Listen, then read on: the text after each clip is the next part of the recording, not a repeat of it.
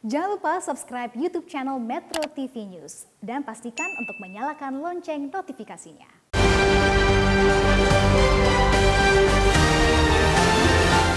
Polisi dan jaksa jangan main-main.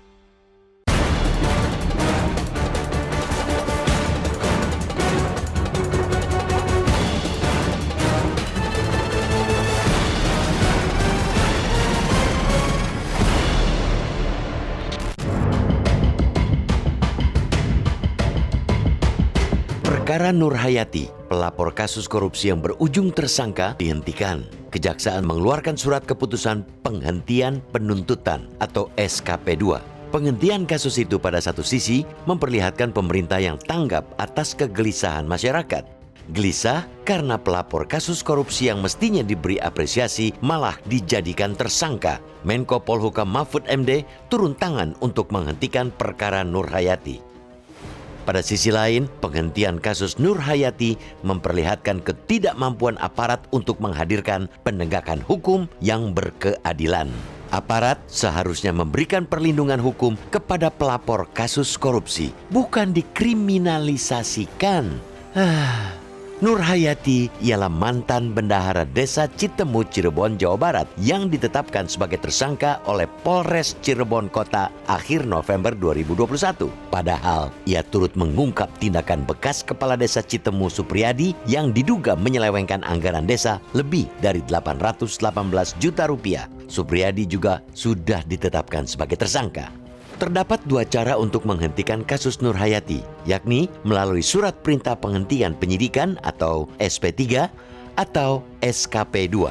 Langkah SP3 tidak ditempuh karena hasil penyidikan kasus itu sudah lengkap atau P21. Dengan demikian, kejaksaan yang akan menghentikan penyidikan melalui penerbitan SKP 2. Pilihan SKP 2 itu atas kesepakatan bersama pihak Polri dan Kejaksaan Agung. Kesepakatan itu mengandung makna bahwa pihak kejaksaan yang bersalah dalam penetapan Nur Hayati sebagai tersangka.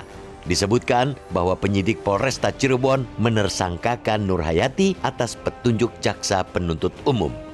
Kiranya Jaksa Agung dan Kapolri mengusut tuntas dugaan kesalahan anak buah mereka dalam penetapan Nur Hayati sebagai tersangka. Penyematan status tersangka tidak akan terjadi jika penyidik Polresta Cirebon bekerja profesional.